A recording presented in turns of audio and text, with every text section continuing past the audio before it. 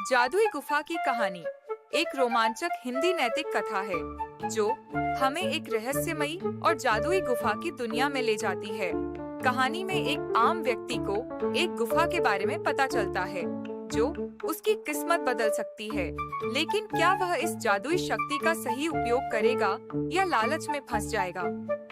यह कहानी हमें सिखाती है कि लालच का नतीजा हमेशा बुरा होता है, जबकि ईमानदारी और समझदारी से काम लेना ही सच्ची जीत है। बच्चों और बड़ों दोनों के लिए यह वीडियो मनोरंजक और प्रेरणादायक है, जो हमें जीवन के महत्वपूर्ण सबक सिखाता है। जादुई गुफा। एक बार था एक आदमी ईश्वर जो रहता था अपनी पत्नी सुगना और उसके दो बच्चे दिव्या और ध्रुवा के साथ।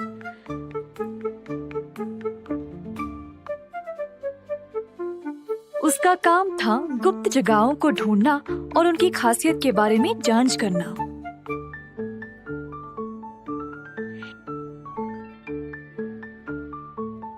ऐसी जगहों के बारे में वो अपनी पत्नी को पूर्ण रूप में समझाता था, जो फिर किताबें लिखती थी। फिर दोनों इन किताबों को प्रकाशित करते थे। दोनों इस काम के लिए काफी प्रसिद्ध थे। सबको इनके बारे में पता था और उनको अपने काम के लिए कई पुरस्कार और इनाम भी मिले हैं। हर कोई इनकी और इनके परिवार की इज्जत करता था। एक बार ईश्वर पुस्तकालय में कुछ किताबें पढ़ रहा था, जिसमें से उसको एक गुप्त जादुई गुफा के बारे में पता चला जो उसी के गांव में था। ईश्वर इस जगह का पता लगाने के लिए बेचैन हो गया और बिना समय व्यर्थ किए घर गया अपनी पत्नी को इस बारे में बताने के लिए।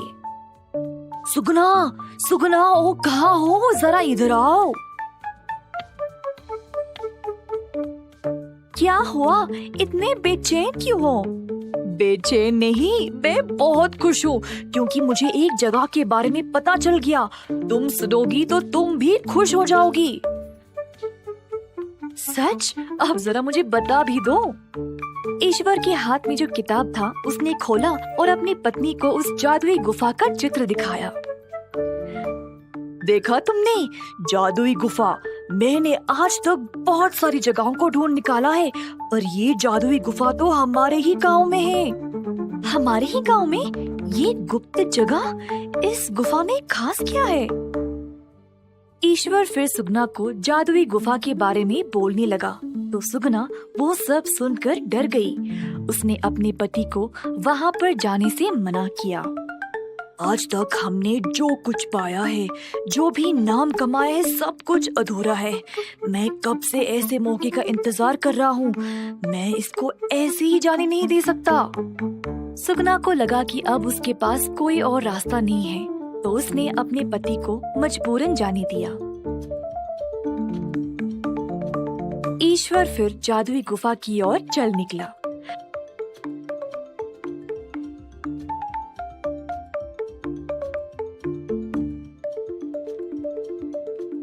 अक्सर ईश्वर एक हफ्ते के अंदर अंदर वापस लौट जाया करता था, पर इस बार कई दिन बीत गए और ईश्वर की कोई खबर नहीं।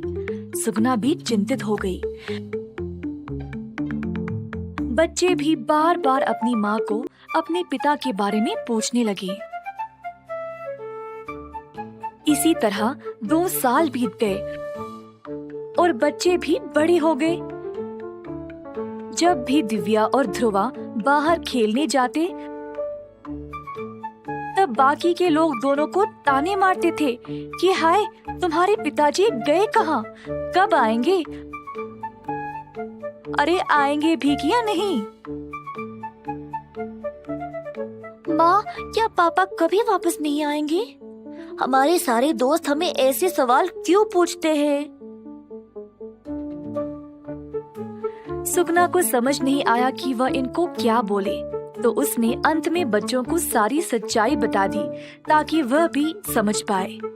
सारी कहानी सुनाते सुनाते सुगना बहुत निराश हो गई, तो उसने जल्दी से बच्चों को सुला दिया।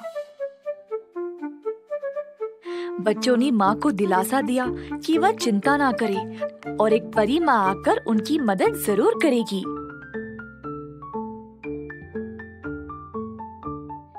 बच्चों ने फिर प्रार्थना की और सो गए। जब बच्चे गहरी नींद में सो रहे थे, तब सच में एक परी देवी माँ प्रकट हुई और उनको उस जादुई गुफा पर ले गई। अचानक से बच्चे जाग गए।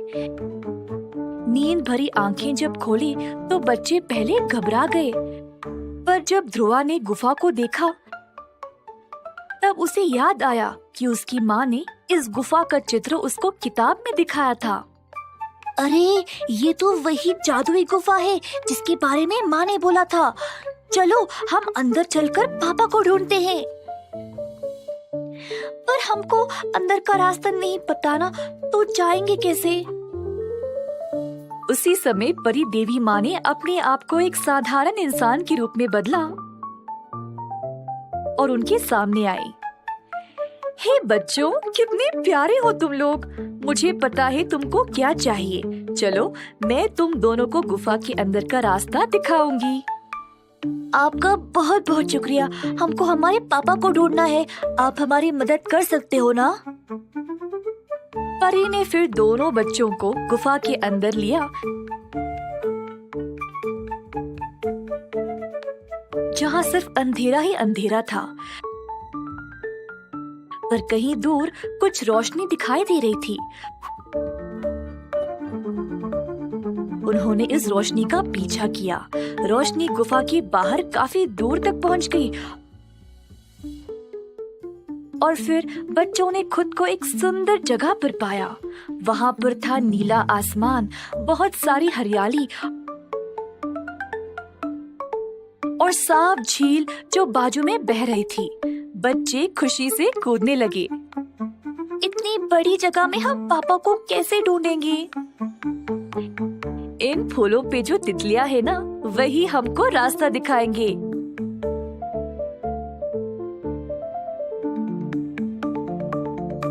सच में?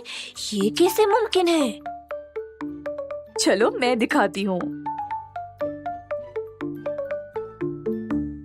प्यारी तितलियां, क्या आप हमें बता सकते हो कि ईश्वर किस दिशा में गया था? तुरंत तितलियां उड़ने लगी और फिर बच्चों ने उनका पीछा किया। एक जगह पहुंचे जहाँ पर बहुत सारे पेड़ थे और फिर तितलियां गायब हो गई। ये तितलियां कहाँ गई? इसका मतलब हम उस जगह पहुंच गए जहाँ पर तुम्हारे पापा हैं। लेकिन इतने घने जंगल में हम पापा को कैसे ढूंढेंगे? जमीन पे इन पत्तों को देख रहे हो? जो भी इस पे चलता है उसका निशान बन जाता है। हमें इन निशानों का पीछा करना पड़ेगा। निशानों का पीछा करते करते तीनों एक जगह पर पहुँचे जहाँ पर अचानक एक गड्ढे में फिसल गिर पड़े। वहाँ पर बहुत सारे लताएं और पौधे थे। इन लताओं में फंसा हुआ था ईश्वर। बच्चे अपने पिताजी को देखकर बहुत खुश हो गए। जल्दी जल्दी बच्चे लताओं को उखाड़ने लगे उनको छुड़वाने के लिए।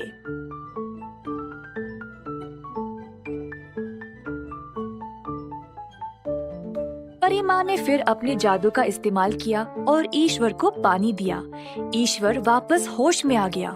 अपने बच्चों को देखकर ईश्वर बहुत ही ज्यादा खुश हो गया। ईश्वर और बच्चे फिर उठकर घर वापस लौटने की तैयारी करने लगे। परी बहुत खुश थी कि उसका काम सफल रहा। उसी समय दिव्या ने पीछे मुड़कर उस महिला को बुलाना चाहा जिसने उनकी मदद की, पर वहाँ पर कोई नहीं था। हे, वो महिला गई कहाँ जिसने हमारी मदद की थी? गायब हो गई अचानक से। हाँ, मुझे भी नजर नहीं आ रही। तुम्हें याद है हमने सोने से पहले परी देवी माँ के लिए प्रार्थना की थी? शायद वही थी। उनके बिना हम पापा को कभी ढूंढ ही नहीं पाते।